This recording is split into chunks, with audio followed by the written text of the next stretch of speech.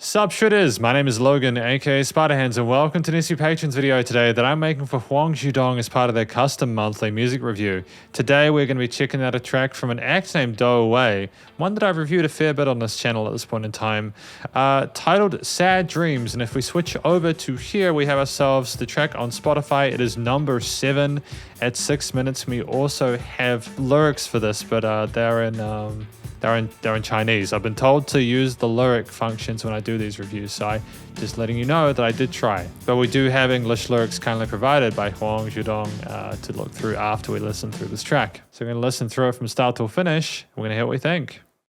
Let's go. Oh, it's funky with the little bass going off at the start. That finger style there. Nice.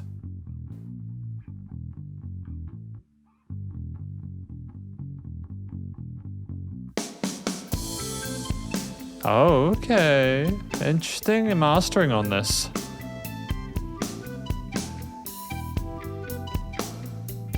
I like the way the guitars are panning out to the side. It's quite extreme. There's movement there via the automation. Nice bus compression, giving those cymbals a little bit more airiness to them.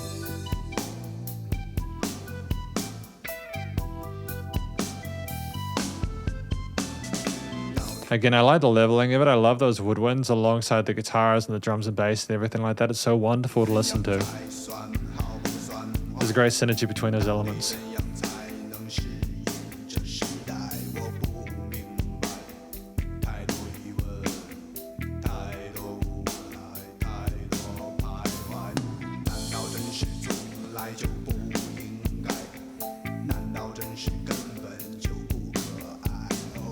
Vocals are kind of quiet though.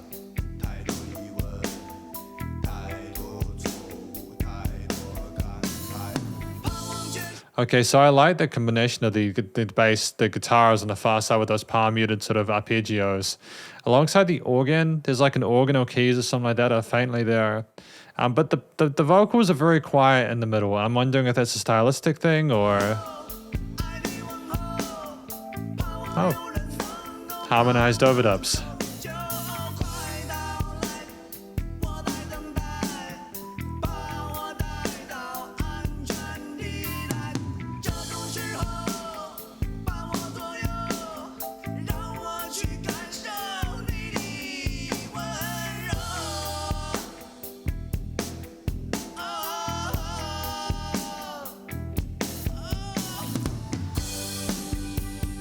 The major lift there is charming though.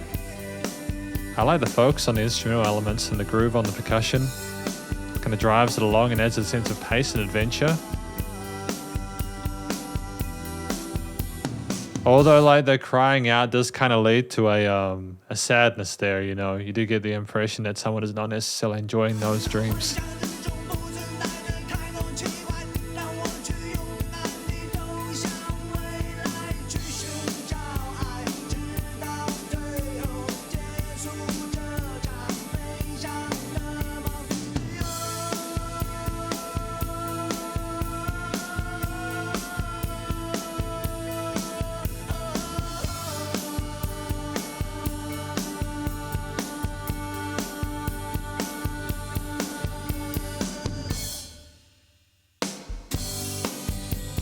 Oh, the sizzly synth alongside the steel string guitars.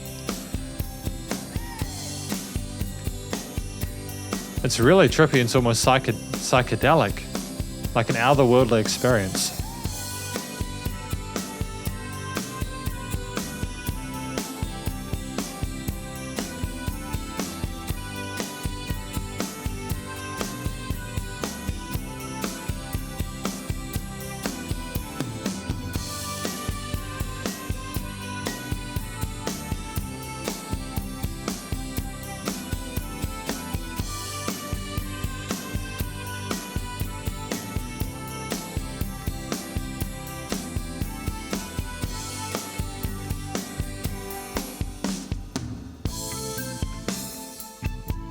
Okay, returning to this motif, this theme here. I mean, like, it's really interesting. You know, that melody there is really interesting, but I'm wondering what they've played that on, whether it's like a legitimate like woodwind. You know, you had like a sonan or something like that, which is a light wind instrument, or it could be a Chinese flute. I'm not sure. I've got the sheet of instruments over on the wall over there.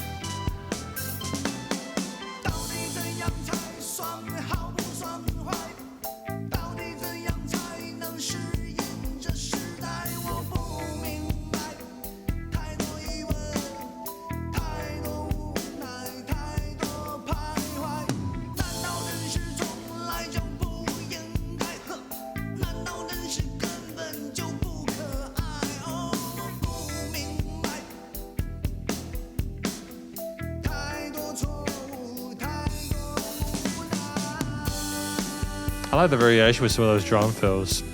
Contrasts well with the consistent groove on the rides and hi-hats that we've had up until this point.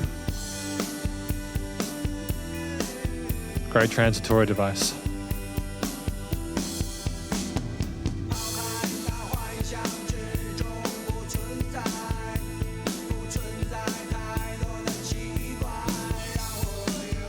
I just realized that what adds to the dreamlike aesthetic is those triads that have been played on those guitars on the left and right. I think the coloration in that mid-range there kind of makes it more wispy and kind of hallucinogenic.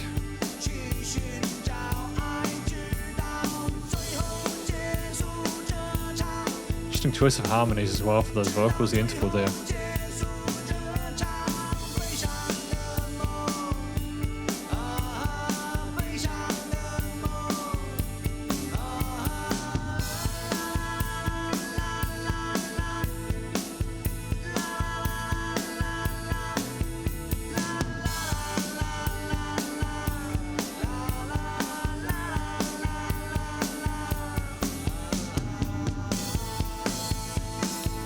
Awesome.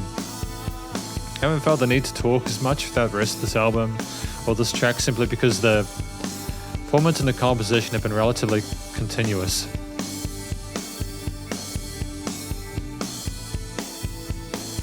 I like that we've got this kick snare kind of polyrhythm or polymeter going on. Kind of like two clocks rubbing up against each other the wrong way or the right way depending on how you see it.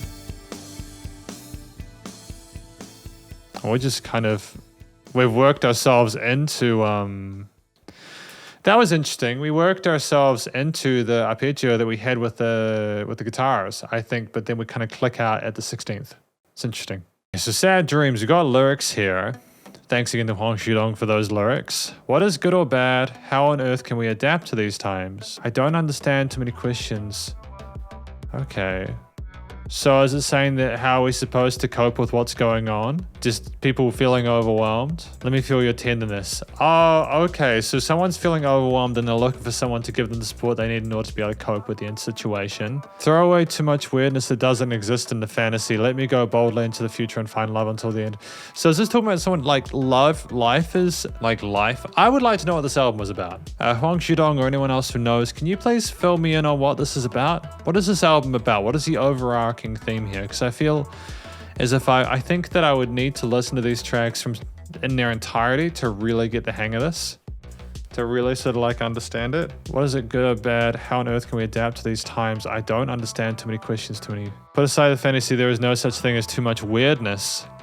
Let me walk into the future and find love until it's over. Till finally the sad dream ends. Ah la la la la la aha. So this is the conclusion of my SP Patrons review of the song Sad Dreams by Dou Wei off of their Black Dream album. What do I think this track is about? I think this track is about someone, right? Someone who is maybe living in a fantasy world or wants to escape from the situation that they're in, and they're kind of looking at what their life is maybe and how overwhelming it is, how stressful, how it's just too much, all these emotions just flooding through. You know, maybe the sad dream is that they can't even get the happiness that they want within those fantasies, and they're just deciding to try and continue forward in that dream anyways to see if they can find goodness no matter what. And maybe they've realized just how futile that is to try and find hope outside of real life in their own fantasies, because even there they're not safe. I mean, if that's the case, then that's incredibly sad. It is incredibly sad, which makes sense considering that we are talking about a song called Sad Dreams, where we're not even discussing nightmares. Well, I suppose it would be, but it's worse because it's just sad. You know, at least with a nightmare, you get this crap scared out of you, and then you wake up. But the sad dream, you're just sad, you're just depressed, man. You wake up crying. Those are the worst dreams, man. Those are the worst, man. I think that it's a beautiful story. If what I understood was correct, it's incredibly...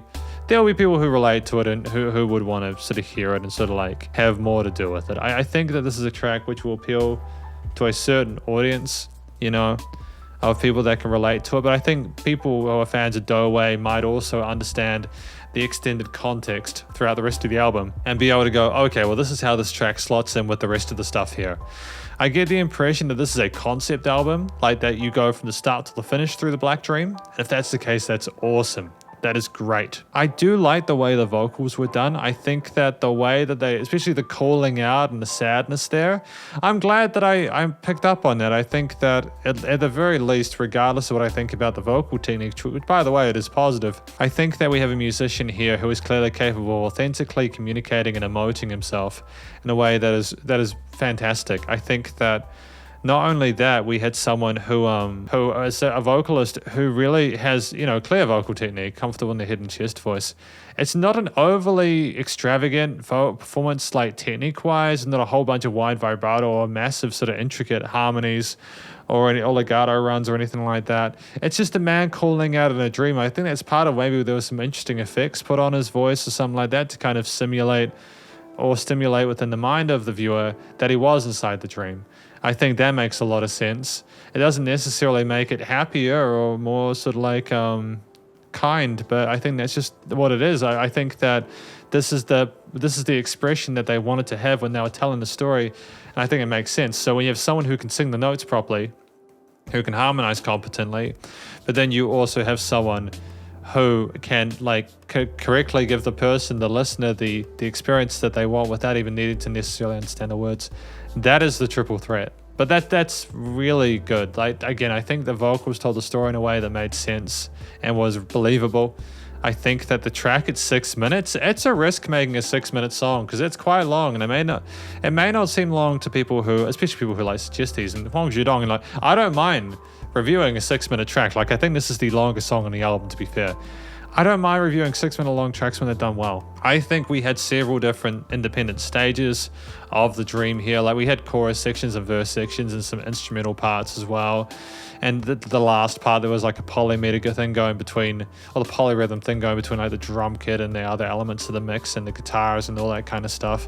You know, that was clever. There was enough range in here, I think, musically, performatively, that there wasn't like enough for us to think, oh, we're getting bored by this. And it's not like I sat there begging for it to be over. I really enjoyed my time with it. I think that clearly there was a great chemistry between the musicians involved in the performance. I think that when they did their thing, you know, you had people here who were going, oh, okay, you know, like, so we need to also back up what the singer's doing, and they smashed it out of the park as well. I think that the instruments were played in a way that was quiet and contemplative and you know, respectful. You know, the drummer kept like a fairly sort of simple sort of eighth note hi-hat or ride groove most of the parts, aside from some sort of tom fills they did occasionally, and then switched to a sort of a 3-beat kind of thing with the kick snare, kick snare near the end, sort of contrast with what the guitar was doing when it wasn't doing like these sort of like strummed sort of clean sort of acoustic guitar parts, but also like the arpeggiated sounding lead lines on the far sides of the stereo field there. Now we also had obviously the bass guitar, which was actually reasonably subtle within this. I didn't hear too much of that, but that's okay. Going around the root notes and sort of enjoying itself there within reason, of course. And like we had some other sort of synthy kind of woodwindy kind of instruments and other sort of like scattery things going around the stereo field and being automated there. And it was very atmospheric. The vocals didn't always necessarily, in my opinion, have the best presence in the mix, but I think that was a stylistic decision, and I understand that in retrospect, especially considering we're talking about a dream.